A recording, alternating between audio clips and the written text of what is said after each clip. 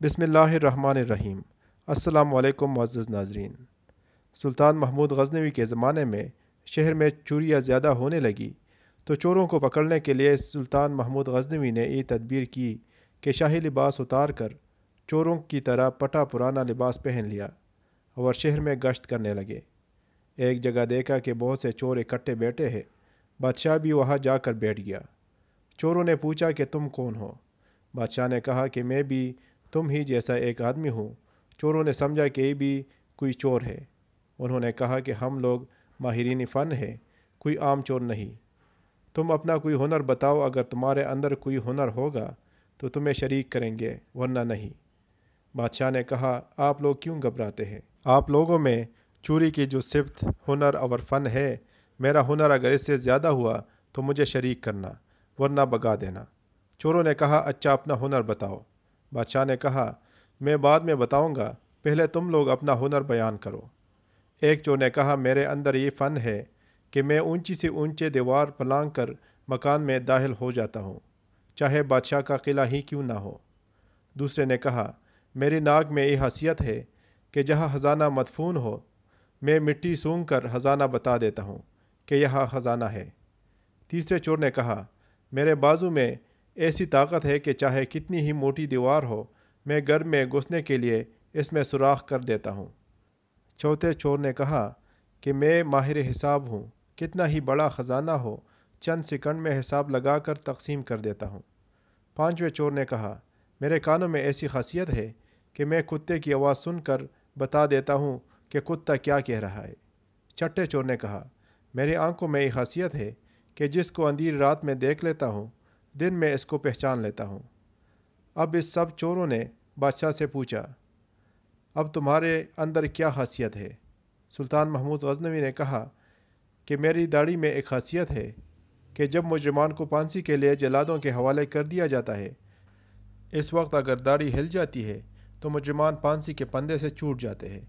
یہ سن کر چور خوشی کے مارے کہنے لگے آپ تو چوروں کے قطب ہیں، جب ہم کسی مصیبت میں پھنسیں گے تو آپ ہی کے ذریعے ہم کو نجات ملے گی۔ لہٰذا فیصلہ ہوا کہ آج بادشاہ کے گھر کی چوری کی جائے، کیونکہ آج سب اراکین نہایت پاورفل ہے اور مصیبت سے چھڑانے والا داڑھی والا بھی ساتھ ہے۔ لہٰذا سب بادشاہ کے محل کی طرف چل پڑے۔ راستے میں کتا بھونکنے لگا تو کتے کی آواز پہچاننے والے نے کہا کہ کتا کہہ رہا ہے کہ بادشاہ تمہارے ساتھ ہے، لیکن چور پھر بھی چوری کے ارادے سے کیوں نہ باز آئے؟ کیونکہ لالچ آنکھوں پر پردہ ڈال دیتا ہے اور عقل و ہوش کو اڑا دیتا ہے، جس سے ہنر پوشیدہ ہو جاتا ہے۔ اس طرح سب چوروں نے اپنے اپنے ہنر کا استعمال کر کے خزانہ لوٹ لیا اور جنگل میں بیٹھ کر ماہر حساب نے سب کا حصہ لگا کر چند منٹ میں تقسیم کر دیا۔ بادشاہ نے کہا سب لوگ اپنا اپنا پتہ لکھوا دے تاکہ آئندہ جب چوری کرنا ہو تو ہم لوگ آسانی سے جمع ہو جائے۔ اس طرح بادشاہ نے سب کا پتہ نوٹ کر لیا۔ اگلے دن سلطان محمود غزنوی نے عدالت لگائی اور پولیس والوں کو حکم دیا کہ سب کو پکڑ لاؤ۔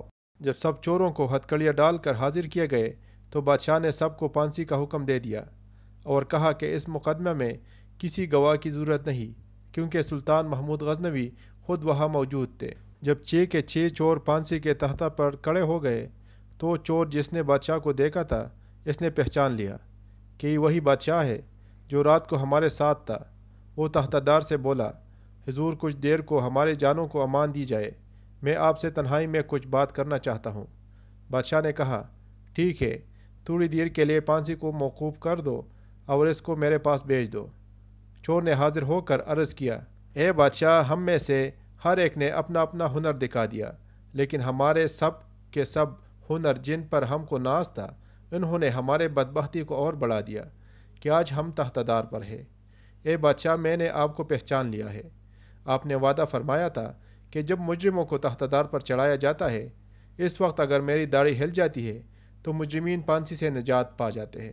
لہٰذا اپنے ہنر کا ظہور فرمائیے تاکہ ہماری جان بچ جائے۔ سلطان محمود غزنوی نے کہا تمہارے کمالات ہنر نے تو تمہارے گردنوں کو مبتلا قہر کر دیا تھا، لیکن یہ شخص جو سلطان کا عارف تھا، اس کی چشم سلطان شناس کے صدقہ میں تم سب کو رہا کرتا ہوں۔ اسی طرح دنیا میں ہر شخص اپنے ہنر پر ناز کر رہا ہے۔ بڑے بڑے اہل ہنر اپنی بدمستیوں میں مست اور خدا سے غافل ہے۔ لیکن قیامت کے دن ان کے یہ ہنر کچھ کام نہ آئیں گے اور ان کو مبتلا قہر و عذاب کر دیں گے۔ لیکن جن لوگوں نے اس دنیا کے اندھیرے میں اللہ کو پہچان لیا، نگاہ معرفت پیدا کر لی، قیامت کے دن یہ خود بھی نجات پائیں گے اور ان کی سفارش گناہگاروں کے حق میں قبول کی جائے گی۔